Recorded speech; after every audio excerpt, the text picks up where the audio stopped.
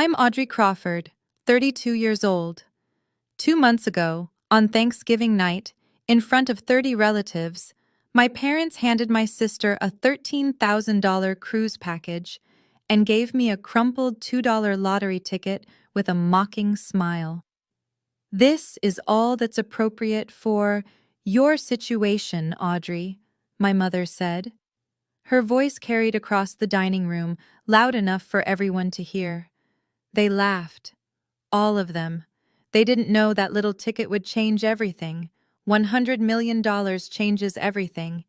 But not in the way you might think. Before I tell you this story, if you find it compelling, please take a moment to like and subscribe, but only if you genuinely want to come along for this ride. And let me know where you're watching from, what time it is there. I always love knowing where my new friends are tuning in from around the world. Now, let me take you back 2 months ago, to Thanksgiving night. The night everything began to crumble. The Crawford family Thanksgiving was always a production.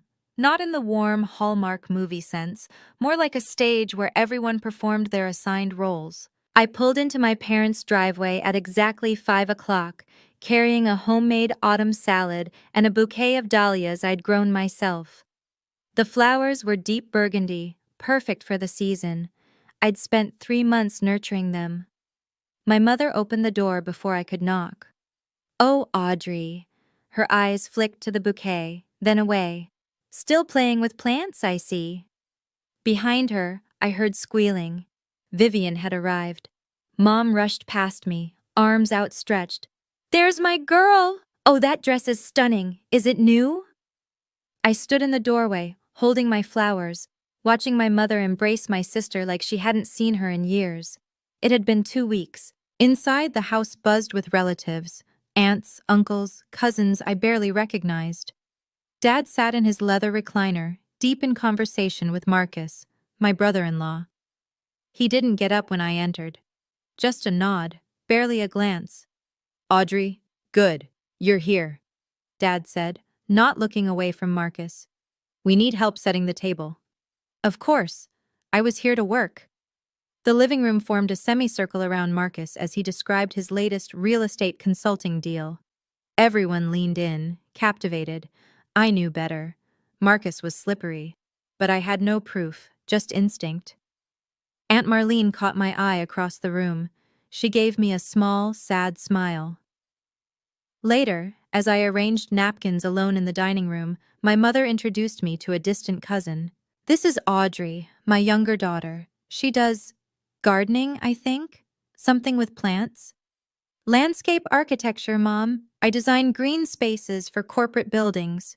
She waved her hand. "Same thing, dear." I kept folding napkins. Some battles aren't worth fighting. Not yet. I was refilling the water pitcher when I heard them. The kitchen door was slightly ajar, and voices drifted through. Mom, Dad, Vivian. They were speaking in that hushed, conspiratorial tone families use when they think no one's listening. "The cruise leaves December 15th, Mom was saying. 2 weeks in the Caribbean. The whole family, you, Marcus, the kids, your father and me, even Grandma Grace, if she's feeling well enough." My hand froze on the pitcher handle. "What about Audrey?" Vivian asked. Not concerned, just acknowledging my existence. Silence. Then Dad cleared his throat. "She's busy with work. Besides, a trip like this is expensive. We don't want to burden her." They hadn't asked if I was busy. They hadn't asked if I could afford it. They'd simply decided I wasn't worth including. I pushed the door open. "I'm not invited?" 3 faces turned. Mom's smile tightened. Dad suddenly became very interested in his coffee cup. "Sweetheart," Mom started, "this trip is to celebrate Marcus's promotion. It's really more of a family thing," I finished. "It's not about you, Audrey," Vivian said, her voice honeyed. "We just didn't think you'd be interested. You're always so independent." Independent, the word they used when they meant outsider. I was about to respond when I noticed movement behind me. Grandma Grace stood in the hallway, her frail hand gripping her walker. Her eyes met mine, sharp, knowing, filled with something I couldn't quite read. She reached out and squeezed my hand, said nothing. But in that silence, I felt seen. "Audrey, help your grandmother sit down," Mom instructed, already steering Grandma away. "She shouldn't be standing so long." Before she disappeared around the corner, Grandma Grace looked back at me. Her lips moved silently. "Call Thomas Smith this week." I didn't understand, but I would. Soon I would understand everything. The dining room fell silent when Dad stood up, tapping his wine glass with a fork. "Before we eat, I want to take a moment to thank everyone for being here." He smiled, the practiced smile of a man who'd spent his life selling used cars. "Family is everything." 30 people nodded in agreement. I counted. 30 witnesses to what came next. This year, Patricia and I wanted to do something special for our daughters. He gestured grandly toward Vivian. "Vivian, sweetheart, come here." Vivian glided forward, all grace and designer heels. Mom handed her a thick envelope, beaming. "For you and Marcus and the kids, a 14-day Caribbean cruise, first class." The room erupted. Applause, gasps of delight. Vivian burst into tears. The pretty kind, the kind that photograph well. "Oh my God, thank you!" She threw her arms around both parents. "This is too much." $13,000. I'd seen the itinerary on Mom's computer last month. I wasn't supposed to, but I had. Then Mom turned to me. The applause faded. The room grew quiet. "Audrey, honey, come here." I walked forward on wooden legs. She pressed a thin envelope into my hands. Inside was a single slip of paper.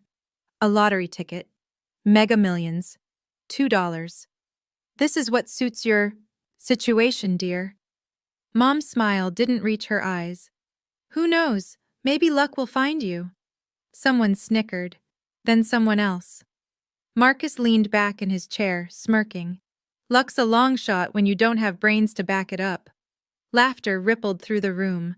Vivian covered her mouth, giggling. "Oh, that's so cute, Mom. Maybe she'll win $5. I stared at the ticket in my hand. My face burned, but somewhere deeper something shifted. Cracked. Broke free. I smiled. "Thank you, Mom. I'm sure this will be exactly what I deserve."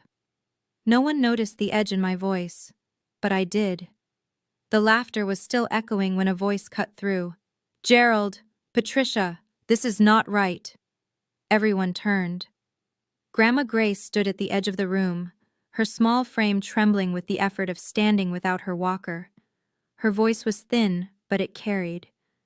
"You cannot treat Audrey this way. Not in front of everyone. Not ever." The silence that followed was different from before, heavier, uncomfortable. No one had expected the family matriarch to speak. Dad's jaw tightened. "Mother, please." "I am not finished." But Mom was already moving, her heels clicking against the hardwood. She wrapped an arm around Grandma Grace with practiced efficiency. "You're tired, Mom. Let me take you to lie down." "Patricia, I'm not." "The doctor said you need rest. Come on." I watched, helpless, as my mother guided my grandmother toward the guest room. Grandma Grace looked back at me over her shoulder. Our eyes met. She nodded. Once, deliberately. Then her gaze shifted, just slightly, toward her old leather handbag sitting on the armchair by the window, the one she always carried, the one no one was ever allowed to touch. The door closed behind them. The room exhaled. Conversations resumed. The moment passed like it had never happened. But I saw Aunt Marlene watching me from across the room. Her face was pale. She looked like she wanted to say something, then thought better of it. I excused myself to the bathroom, locked the door, stared at my reflection. The lottery ticket was still crumpled in my fist. $2. That's what they thought I was worth. But Grandma had said something. Thomas Smith, a lawyer. Why would my grandmother, who had no lawsuits, no legal troubles, want me to call a lawyer? I didn't know yet. But something told me I was about to find out.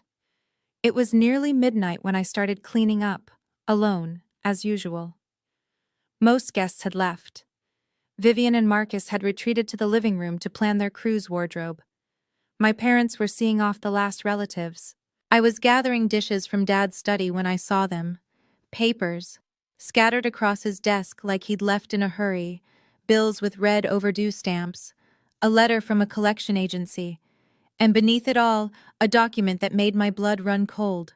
A loan agreement, signed by my father, co-signed by Marcus Pierce. $180,000.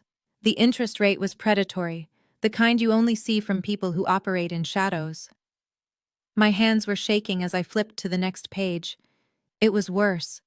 Collateral documents for Grandma Grace's house. The house where she'd lived for 50 years. The house where my mother grew up. The house that was supposed to be Grandma's until she passed. There was her signature, shaky, uneven, dated from 6 months ago. The same month she'd fallen and spent 2 weeks hospitalized, drugged up on pain medication. They'd made her sign when she wasn't herself. I pulled out my phone. My heart was pounding so hard I could hear it in my ears. I photographed everything, page after page. I didn't know what I would do with these pictures. I didn't have a plan. But I understood something now. The favoritism wasn't about love. It wasn't about Vivian being the golden child. I was the threat.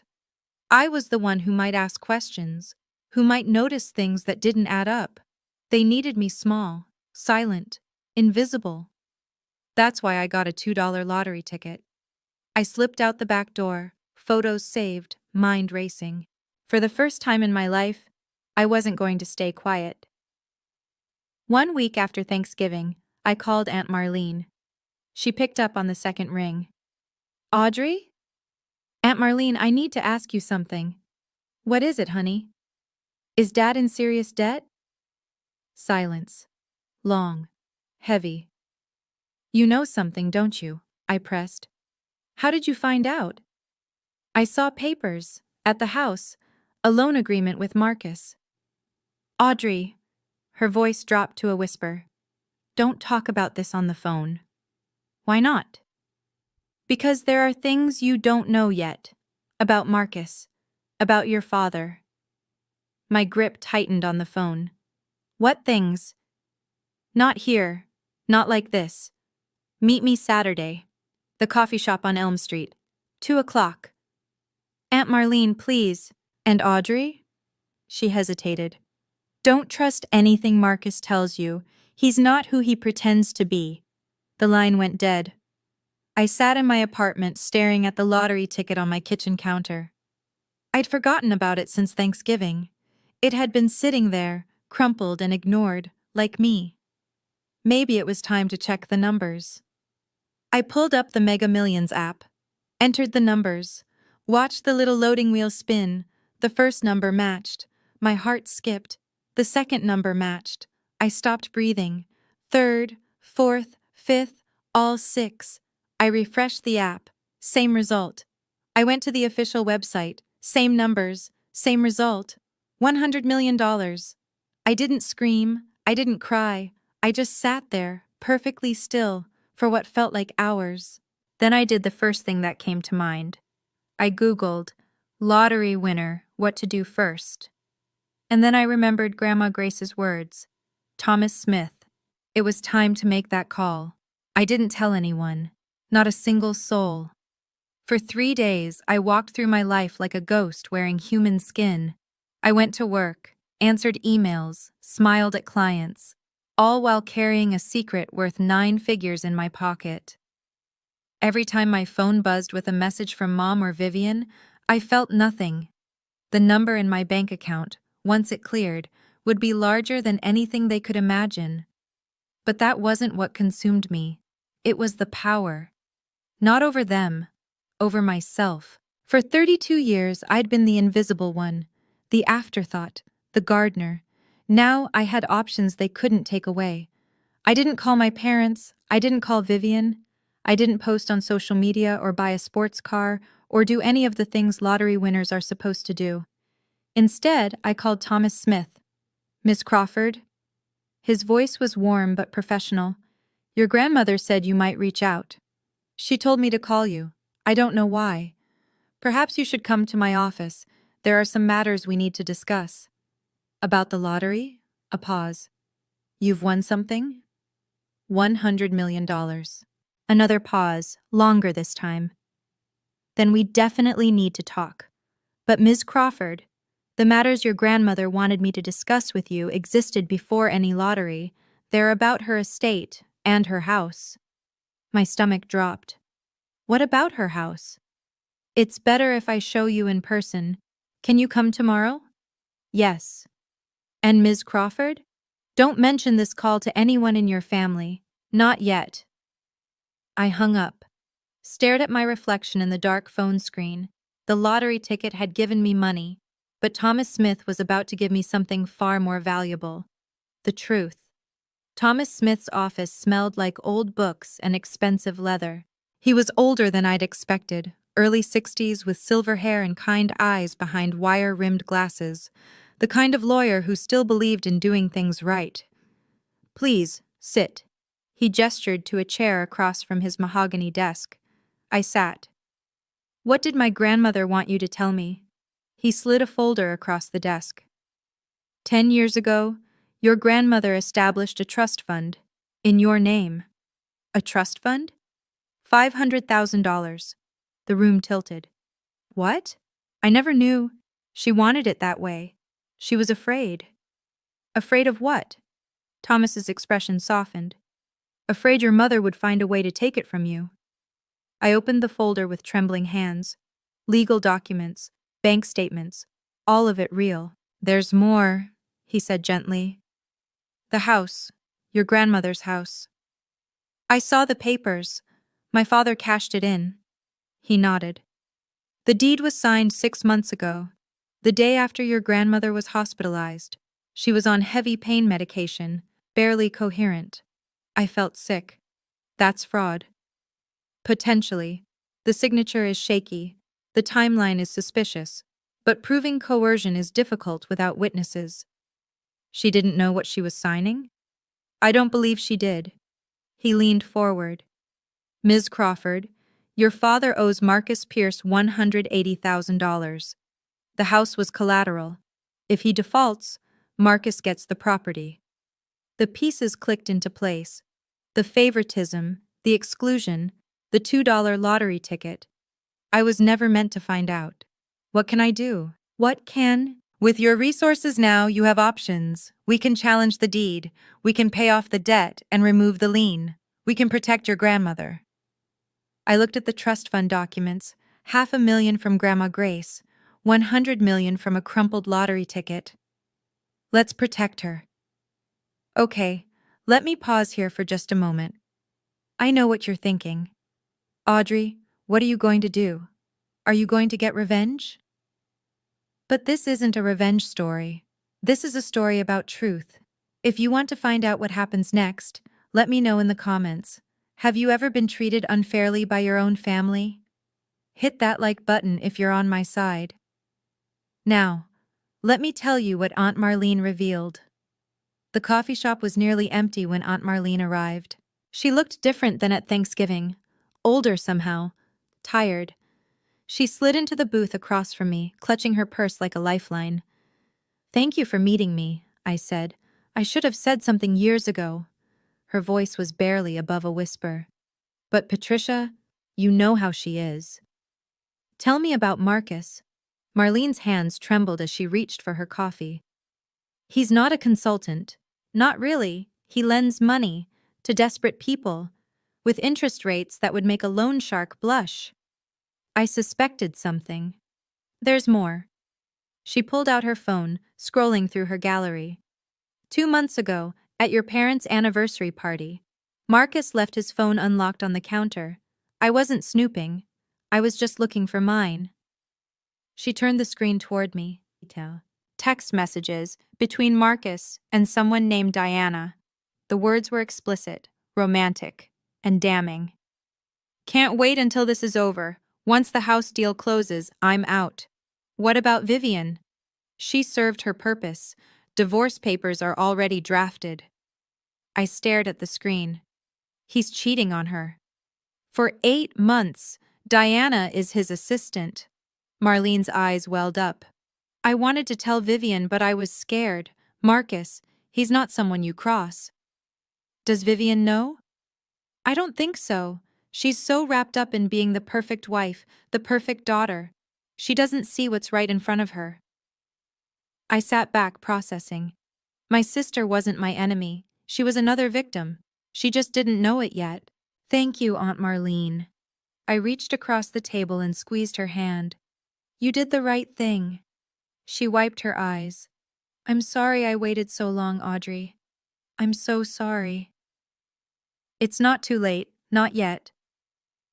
The nursing home smelled like antiseptic and fading flowers. Grandma Grace's room was small but sunny, with windows overlooking a garden that desperately needed professional help. My professional help. She looked smaller than I remembered, frailer. But when I walked in, her eyes lit up with the same sharpness I'd always known. Audrey. She reached for my hand. You came. Of course I came. I pulled a chair close to her bed. Grandma, I talked to Thomas Smith. Her grip tightened. Good. He's a good man. Why didn't you tell me? About the trust? Because your mother would have found a way to take it. Her voice was firm despite its weakness. You were the only one who never asked me for anything, never expected anything. That's how I knew you were the one who deserved it.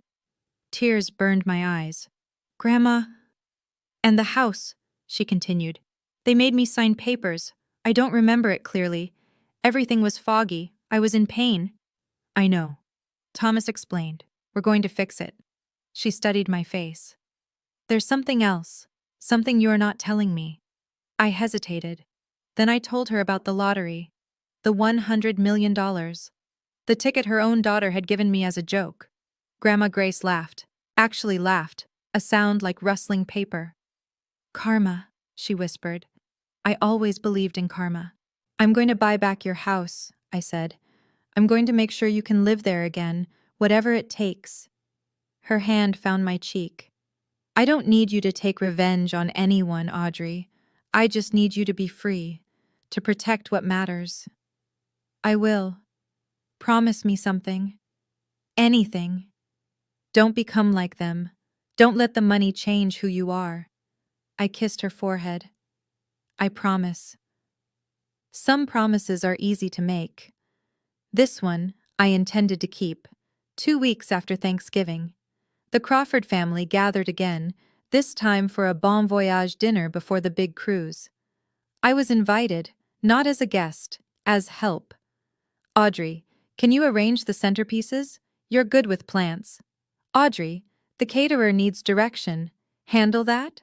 Audrey, make sure Grandma Grace's nurse knows we'll be gone for 2 weeks. I did it all with a smile. Played my part.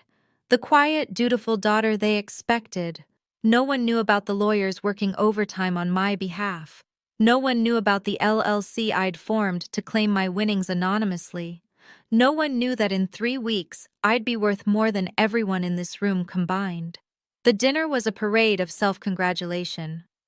Marcus held court, describing the cruise activities, snorkeling in Barbados, fine dining at the captain's table, spa treatments for Vivian. Too bad you couldn't join us, Audrey, Vivian said, not sounding sorry at all. But someone needs to water Mom's orchids. I don't mind, I smiled. I hope you all have an amazing time. Dad clapped Marcus on the shoulder. This guy, best thing that ever happened to this family. Marcus caught my eye. His smile didn't reach his pupils. Cold, calculating, like he was assessing a business asset. Hey, Audrey. He leaned closer, voice dripping condescension. Buy any more lottery tickets?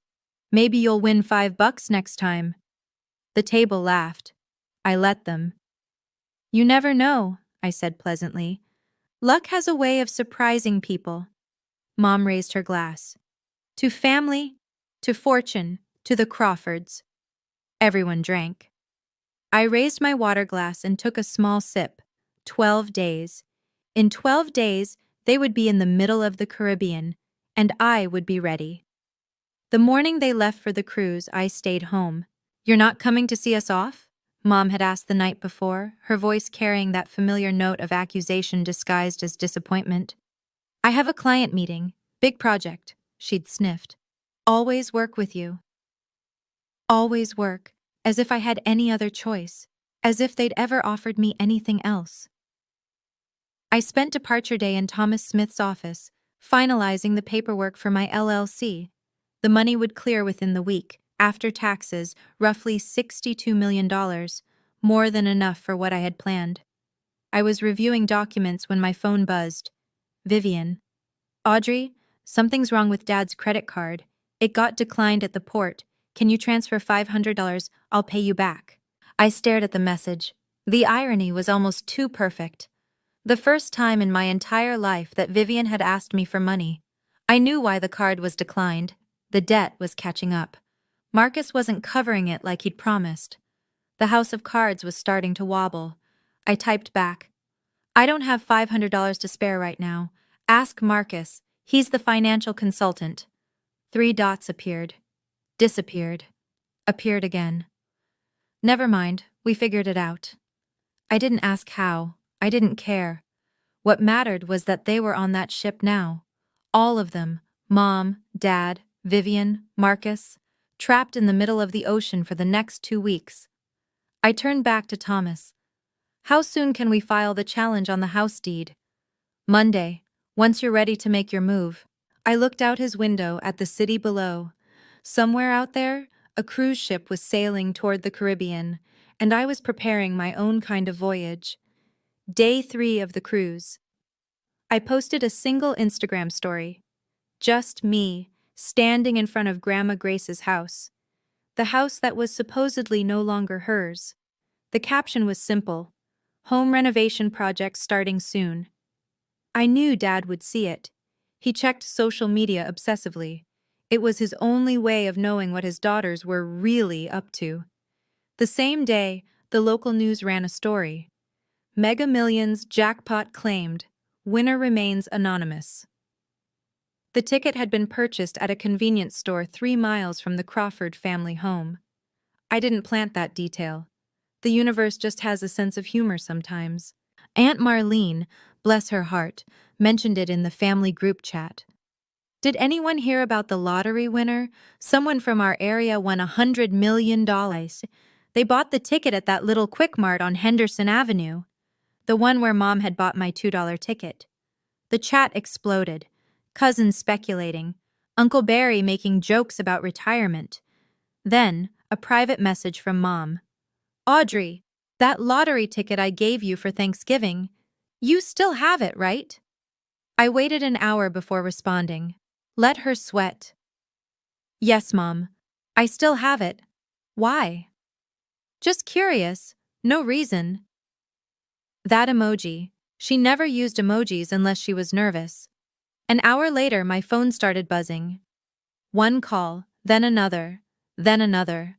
Mom, Dad, Vivian, Marcus. I let them all go to voicemail. By evening, I had 43 missed calls. By midnight, 79. The messages ranged from casual, "Hey, sweetie, just checking in," to frantic, "Audrey, please call us back, this is urgent." I turned my phone face down on the nightstand. Tomorrow I would call them, but on my terms, and with an audience. 79 missed calls. I counted them twice to make sure. The voicemails were a masterclass in emotional manipulation. Mom, attempt 1.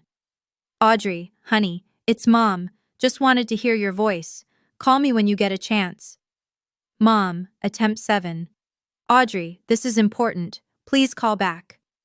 Mom, attempt 15.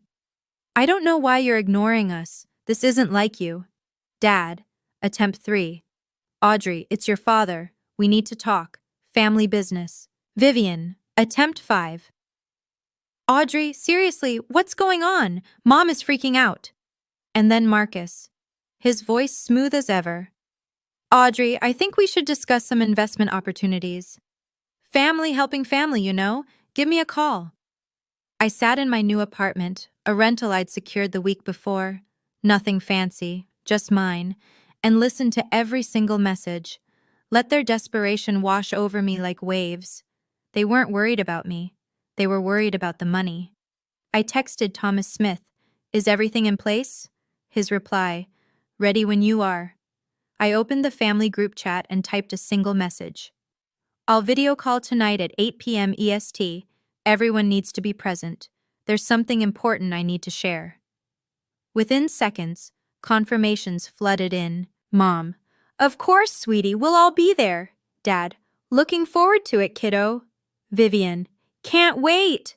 Marcus sent a thumbs up emoji. They thought they'd won. They thought I was going to announce my lottery winnings and then, what? Hand them a check? Ask for their guidance? They had no idea what was coming. I spent the rest of the afternoon preparing, organizing documents, rehearsing what I would say. This wasn't revenge. This was truth. And the truth, as they say, shall set you free. At exactly 8 o'clock, I clicked join call. Their faces filled my laptop screen, crowded together in what looked like the ship's lounge, tropical sunset visible through the windows behind them. "Audrey," Mom's voice was sugary sweet. "There's our girl. We miss you so much, honey." "We really wish you were here with us," Dad added. The sincerity was almost convincing. Vivian waved from behind them. "Hi, sis. You look good. Have you been doing something different with your hair?" They'd never once commented on my hair. Marcus sat slightly apart, arms crossed, watching me with that calculating gaze.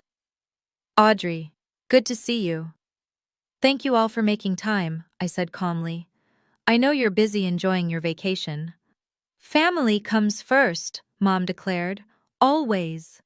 Interesting choice of words. "So," Dad leaned forward, "we heard some interesting news. Something about a lottery ticket?" I didn't flinch. "Yes, I won." The silence was deafening, then everyone spoke at once. "Oh my God! That's incredible! How much?" "Audrey, congratulations!" I let them exhaust themselves. When the chatter died down, I spoke again. $100 million. Mom's hand flew to her chest. Dad's mouth opened and closed like a fish. Vivian looked like she might faint. Marcus recovered first. "Audrey, that's life-changing money. You're going to need help managing that. Investments, tax strategies, asset protection." "I have a lawyer," I interrupted. "Sure, but a family member who understands finance." "Marcus," my voice was steady, "before we talk about money, there are some things this family needs to know." His smile flickered. "What kind of things?" "The truth." I shared my screen. "Let me show you." The first document appeared, the loan agreement with Marcus's signature, and everything changed. "This," I said, "is a loan agreement between my father and Marcus. $180,000 at 32% interest." Dad's face went white. "Where did you—" "And this," I continued, clicking to the next document, "is the deed to Grandma Grace's house. Signed over as collateral, dated the same week she was hospitalized, barely conscious from pain medication." Mom's mouth opened. No sound came out. "That signature is shaky because Grandma didn't know what she was signing. My lawyer has medical records confirming she was heavily medicated. This could be considered fraud." "Audrey, this is family business," Dad started. "I'm not finished." I clicked again. This time screenshots filled the screen. Text messages between Marcus and Diana, explicit, unmistakable. These are messages between Marcus and his assistant Diana. They've been seeing each other for 8 months. Vivian's face crumpled. "What?" "Once the house deal closes, I'm out," I read aloud. "She served her purpose. Divorce papers are already drafted." "That's not—" Marcus stood up, his chair scraping against the floor. "Those are fabricated. She's lying." "Am I?" I looked directly at my sister. "Vivian, ask him. Look at his face and ask him." Vivian turned to Marcus. Her voice was barely a whisper. "Marcus?" He didn't answer. He grabbed his phone and walked out of frame. Mom started crying. Dad just sat there, stunned. "Here's what's going to happen," I said quietly. "I'm using my money to pay off the loan and clear the lien on Grandma's house. The deed will be transferred back to her, legally protected. None of you will have any claim to it." "Audrey," Dad pleaded, "we're family. Family doesn't steal from 90-year-old women." I kept my voice level. "And I'm not done." "Okay. I know a lot of you are screaming, 'Yes,' at your screens right now. But hold on. The story isn't over yet. If you've ever dreamed of saying the things I just said to your own family, smash that like button. And if you want to know what happened to Marcus next, oh, karma wasn't finished with him, keep watching. Because what happened after that call? Even I didn't see it coming. I ended the call before anyone could respond. The last thing I saw was chaos, Vivian crying, Mom shouting something I couldn't hear, Dad sitting motionless with his head in his hands. Marcus was nowhere to be seen. My apartment was silent, just me and the fading sunset through the window. I'd imagined this moment for weeks. I thought I'd feel triumph, victory, vindication. Instead, I felt hollow, tired, like I'd just run a marathon I hadn't trained for. My phone exploded within seconds. Calls, texts, voicemails. I turned it to silent and set it face down. Then a knock at my door. I tensed. No one knew I'd moved. Through the peephole, I saw Aunt Marlene. She looked as exhausted as I felt. "How did you find me?" "Thomas Smith gave me the address. I hope you don't mind." I let her in. She took one look at my face and pulled me into a hug. "You did good, honey. You did what none of us had the courage to do." "Did I?" My voice cracked. "I just destroyed my entire family on a video call." "No." She pulled back, holding my shoulders. "They destroyed themselves years ago. You just turned on the lights." My phone buzzed. A text from Vivian. "I didn't know about Marcus. I swear I didn't know. I'm so sorry about everything. I need time to think, but I'm sorry." I read it twice, 3 times. "What do you think?" Marlene asked. "I don't know." I set the phone down.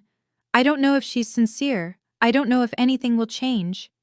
"You don't have to decide tonight." She was right. For the first time in 32 years, I had time, I had options, I had freedom. 2 weeks later, Thomas Smith called me with good news. "It's done," he said. "The deed challenge went through faster than expected. With the medical records and the witness testimony from your Aunt Marlene, the bank agreed to void the original transfer." I let out a breath I didn't know I'd been holding. "So the house is still technically owned by the bank. Your father defaulted on the loan payments when Marcus stopped co-signing. But here's where your money comes in."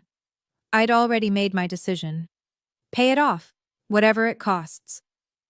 It'll be approximately $215,000, principal plus interest, plus legal fees to transfer the deed cleanly to your grandmother's name.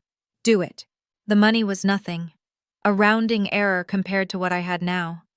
But what it represented, that was everything. "There's one more thing," Thomas said carefully. "I've drafted a protection clause. Once the house is in your grandmother's name, no member of the Crawford family, that includes your parents, can claim any rights to the property. Not during her lifetime and not after. And after she passes? It goes to you, per her original wishes, before any of this happened." I thought about that crumpled lottery ticket, the mocking smile on my mother's face. $2 to get rid of the inconvenient daughter. "One more clause," I said. "I want it in writing that my grandmother can live there for the rest of her life, with full-time care if needed, completely paid for." "Already included." I smiled for the first time in weeks. "Thomas, thank you." "Thank your grandmother," he said. "She chose you for a reason." I hung up and immediately called the nursing home. "I'm coming to pick up Grace Mitchell. It's time to take her home." Marcus tried to control the narrative. Of course he did. "The screenshots were photoshopped," he told anyone who would listen. "Audrey is mentally unstable. She's jealous of Vivian's success. She's trying to tear this family apart." It might have worked once, before social media, before Diana. Diana was apparently not pleased about being abandoned mid-scandal. 3 days after the video call, she went nuclear. Instagram, Facebook, Twitter, every platform. Photos of them together, restaurant receipts, hotel bookings, intimate messages that made the ones I'd shared look tame, and her own video statement, mascara streaked and furious. Marcus Pierce is a liar and a fraud, she declared to her 300 followers, a number that multiplied by thousands within hours. He told me he loved me. He told me he was leaving his wife, and now he's trying to pretend I don't exist. Vivian filed for divorce before the cruise ship docked. But Diana wasn't the only one with grievances. Within a week, 2 of Marcus's business associates came forward to the state attorney general's office with complaints about predatory lending practices. The interest rates he'd been charging weren't just unethical, they were illegal in 3 states. I didn't lift a finger. I didn't have to. The dominoes fell on their own. Dad declared bankruptcy the following month. The car repair shop he'd owned for 30 years? Gone. Liquidated to pay debts that had been accumulating long before I found those papers. I felt nothing, not satisfaction, not pity, just a strange, peaceful emptiness. Karma, Grandma Grace said when I told her, sitting in her own living room for the first time in a year. I told you I believed in karma. She squeezed my hand. I squeezed back. Some things don't need words. My mother called me 3 weeks after the video call. I almost didn't answer, but something made me press the green button. Audrey. Her voice was hoarse, like she'd been crying for days. Audrey, you've ruined us. No hello, no how are you, straight to the accusation. I didn't ruin anything, Mom. I told the truth. The truth? She laughed bitterly. Everyone knows now. Everyone. The neighbors. The church. My book club. I've been going to that book club for 18 years, and now they won't even return my calls. I'm sorry that's happening. Are you? Are you really? Her voice cracked. You had everything. $100 million. You could have helped us. You could have saved your father's business. You could have... I could have covered up fraud? I kept my voice steady. I could have pretended Marcus wasn't a cheating predator. I could have let you keep Grandma's house. We're your family. So is Grandma. Silence. Mom, I said quietly, I'm not blocking your number. If you ever want to have a real conversation, one where you acknowledge what you did, not just what you lost, I'll be here. But I won't listen to you blame me for consequences you created. You're so cold. When did you become so cold? I learned from the best. She hung up. It was the last time we spoke for 6 months. Dad never called at all. I heard through Aunt Marlene that they'd moved into a small apartment across town. He was working as a mechanic for someone else's shop now. Mom had taken a job at a grocery store. I didn't gloat. I didn't feel vindicated. I just kept living my life. Because that was always the point. Not to punish them, but to finally live free. The letter arrived 3 months after the cruise. Not an email, not a text. A handwritten letter, 2 pages long, on pale blue stationery. My sister's looping cursive, which I hadn't seen since she wrote me notes in middle school. Dear Audrey, I don't know how to start this, so I'll just start. I'm sorry. Not because I want money from you. Not because I'm trying to get back on your good side. I'm sorry because I should have said it years ago and I didn't. I knew Marcus had problems. I didn't know about Diana, but I knew something was wrong.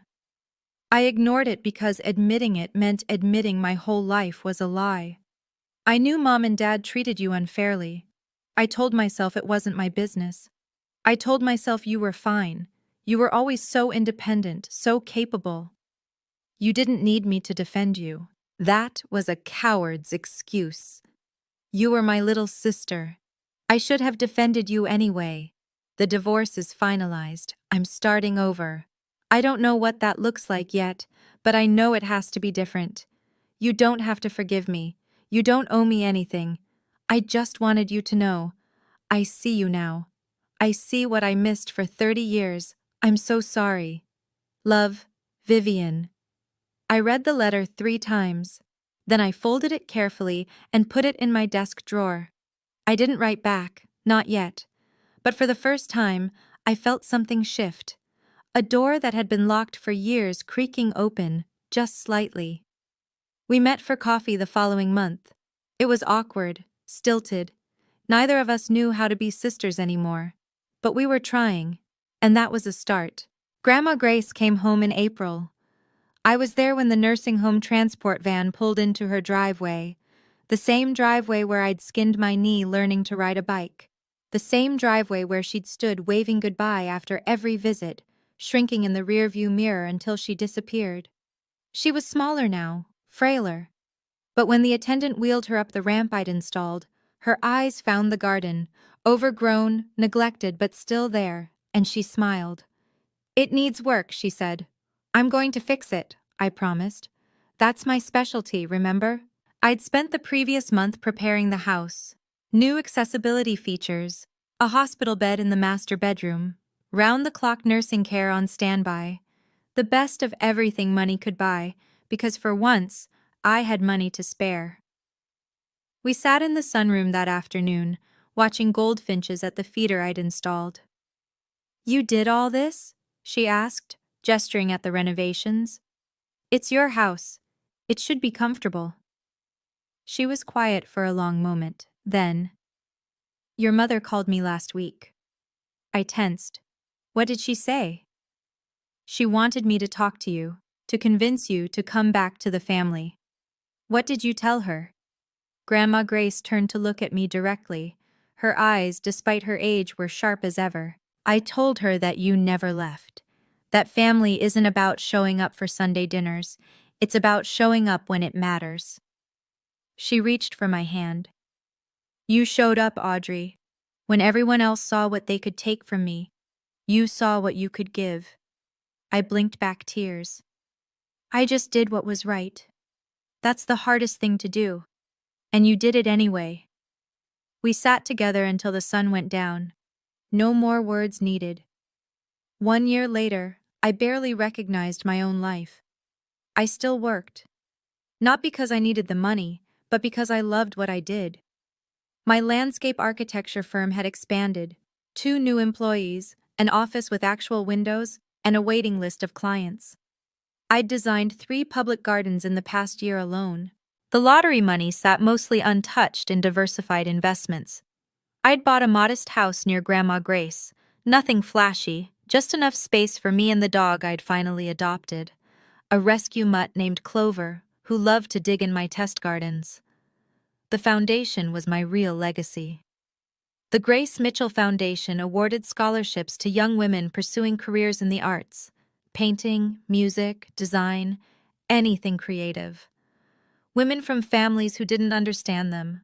Women who'd been told their dreams weren't practical, their talents weren't valuable, their voices didn't matter. Each acceptance letter I read felt like a small act of defiance. Take that, universe. Take that. Every parent who ever said, "But how will you make money?" I visited Grandma Grace every day. Some days she was sharp, full of stories about the past. Other days she was tired, and we just sat together in comfortable silence, watching her garden grow. "Your tulips are coming up," I told her one afternoon. "You planted those," she reminded me. "They're still yours." She smiled. "Everything good I have is because I shared it with people who appreciated it. Remember that." I would. I was living proof of it. The money didn't make me happy. It gave me options, freedom from other people's expectations, room to breathe.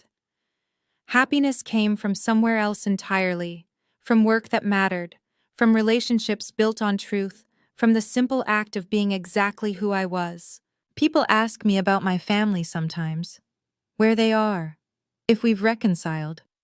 The honest answer is complicated. My parents live in a small apartment across town. Dad works as a mechanic. Mom works at a grocery store. They're stable but struggling. Not destitute, but nothing like the life they once imagined for themselves. We communicate occasionally. Dad sends a text on my birthday. Hope you're well. Love, Dad. I respond, thank you. Hope you're well too. That's the extent of it.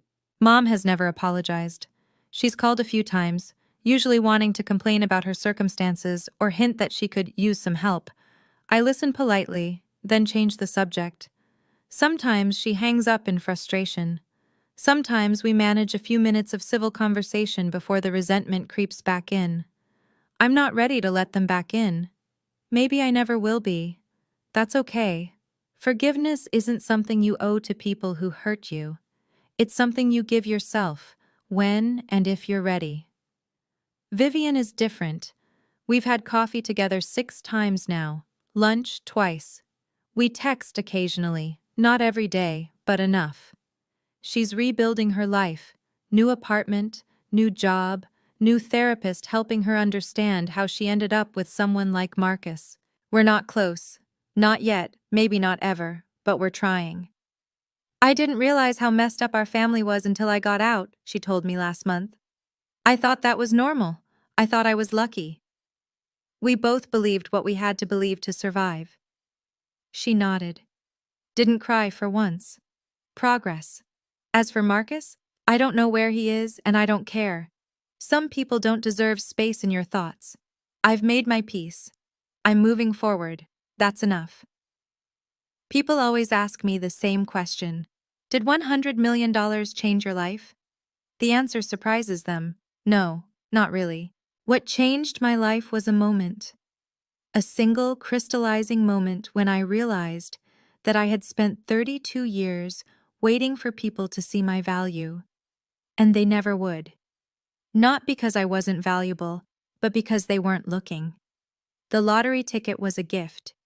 Not because of what it was worth, but because of what it revealed. The people who should have loved me only cared when they thought I had something they wanted. That revelation was worth more than any jackpot. If you're watching this and you're in a family that doesn't see you, I want you to know something. You don't need $100 million to free yourself. You don't need luck. You don't need permission. You need one decision: to stop letting other people define your worth. Set your boundaries. Walk away from tables where you're only invited to serve. Build your own table if you have to. The money gave me options, but the power was always mine.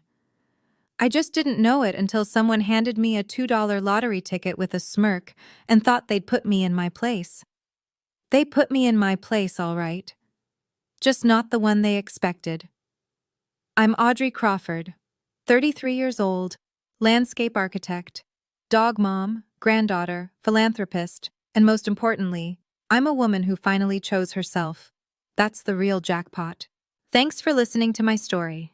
If you've been through something similar, drop your story in the comments. I read every single one. Like and subscribe if this resonated with you. And check the description for more stories like this one. Until next time, know your worth, and don't let anyone hand you less.